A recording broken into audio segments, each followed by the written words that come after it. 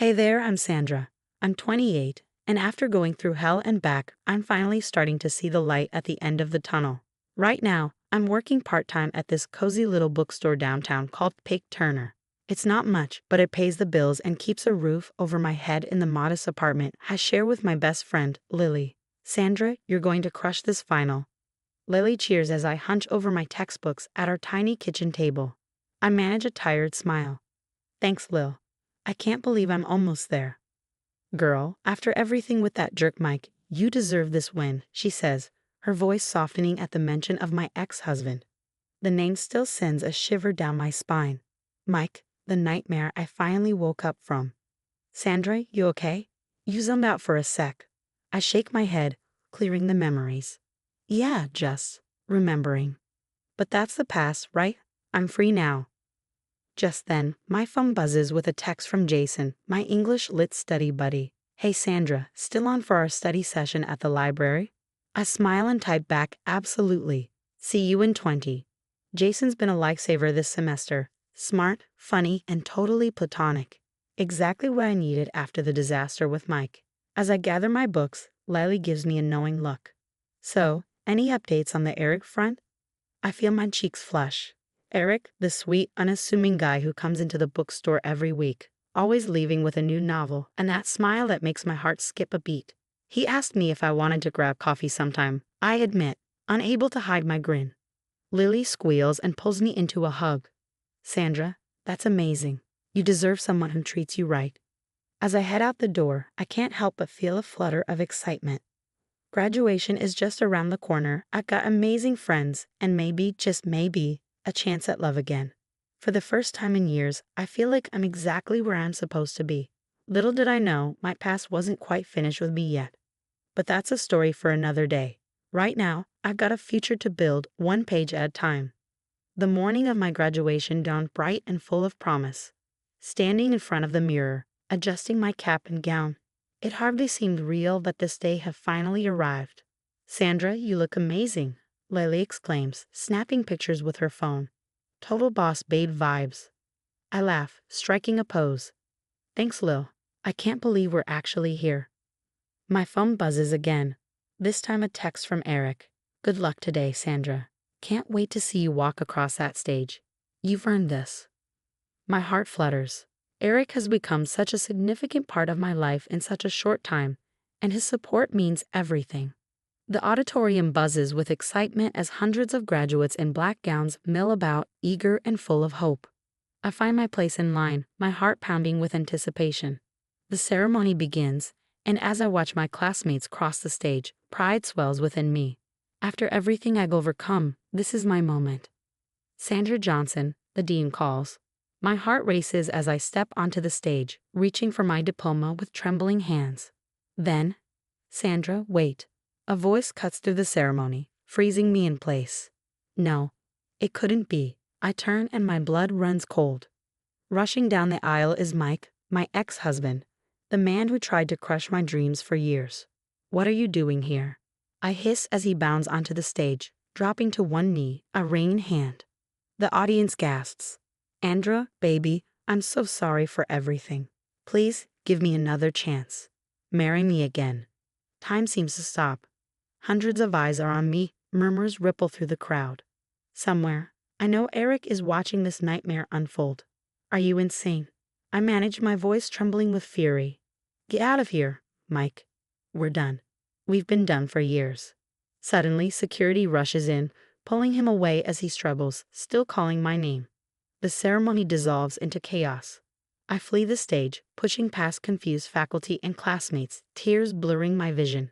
I don't stop running until I burst out into the bright sunlight. Sandra, wait. Eric's voice calls after me. He catches up, concern etched on his face. Are you okay? What the hell just happened in there? I can't speak. The flood of emotions I've been holding back crashing over me in sobs. Eric wraps his arms around me, holding me close. It's okay, he whispers. I've got you. You're safe now. I'm so sorry, I whisper through my tears. This isn't how today was supposed to go. Eric shakes his head, his eyes warm. You have nothing to apologize for. That guy, he's the one who should be sorry. That was Mike. I explain, my voice raw. My ex-husband. I thought I was finally free of him. Eric's jaw clenched. What he did in there. That's not okay, Sandra. Have you thought about getting a restraining order? I nodded, suddenly feeling exhausted. Maybe it's time I looked into that. As we walked away from the auditorium, my graduation gown billowing in the breeze, I felt a swirl of emotions. Anger at Mike for ruining my day, sadness for the celebration I'd lost, but also a glimmer of hope. Despite Mike's best efforts, I wasn't alone anymore. I had Eric, Lily, and a strength I was only just beginning to recognize within myself. This wasn't the end of my story. It was just the beginning of a new chapter. The days after the graduation disaster were a blur. I barely left my apartment, ignoring calls and messages from concerned friends. The anxiety and depression I thought I'd left behind with my marriage came crashing back like a tidal wave. Sandra, you need to eat something, Eric said gently, setting a plate of toast on my bedside table. He'd been a constant presence, patient and understanding, even when I tried to push him away. I can't. I can't face anyone right now. Hey, look at me. Eric's voice was soft but firm. I reluctantly met his gaze. What Mike did was awful, but you can't let him win by hiding away. You're stronger than that. As much as I hated to admit it, Eric was right. I couldn't let Mike control my life anymore. Slowly, I began to reconnect with the world.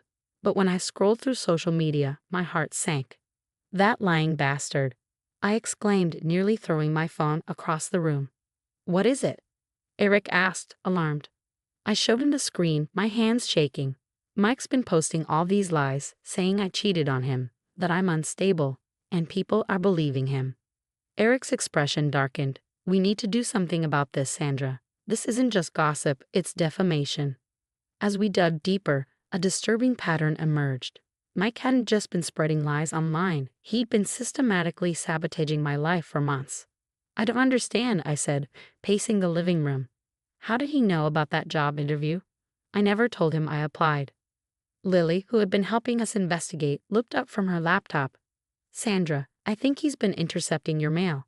Look at this. She showed me a series of redirected mail requests, all in Mike's handwriting. The realization hit me like a punch to the gut. He'd been stalking me, controlling my life from the shadows. That night, as Lily and I sat on the couch, the full weight of everything crashed down on me. I should have told you, I whispered, tears streaming down my face. The things he did, the things he said, I was so ashamed.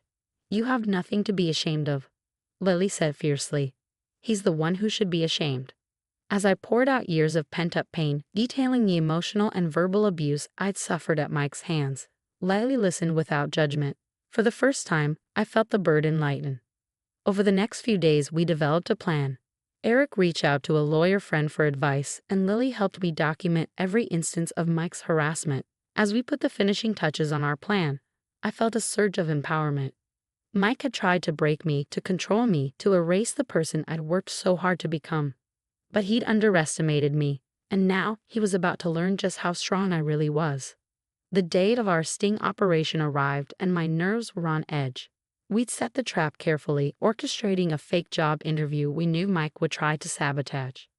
You ready for this? Eric asked, squeezing my hand reassuringly. I took a deep breath. As ready as I'll ever be. Lily and Jason were already in position, hidden cameras at the ready. I walked into the cafe where we'd arranged the interview, trying to act natural despite the butterflies in my stomach.